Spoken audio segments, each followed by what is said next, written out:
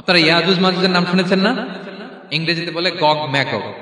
নূহ আলাইহিস সালামের 4 সন্তান ছিল, হাম, সাম, ইয়াফাস, কানাআন।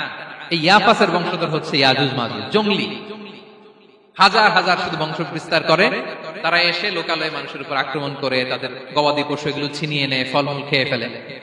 তো যুলকারনাইন বাদশার কাছে যখন বিচার দেওয়া হলো, উনি বললেন ঠিক আছে, তোমাদের ট্যাক্স দেওয়া লাগবে না, তোমরা শারীরিক পরিশ্রম করে আমাকে সাহায্য করো। তো উনি বর্তমানে হচ্ছে এক পাশে কৃষ্ণ সাগর, ব্ল্যাক সি, আরেকদিকে কাস্পিয়ান হ্রদ বা কাস্পিয়ান সাগর, এর মাঝখানে 1200 কিলোমিটার লম্বা মাউন্টেন রেঞ্জ, পাহাড়ি এরিয়া, আপনারা গুগলে দেখবেন।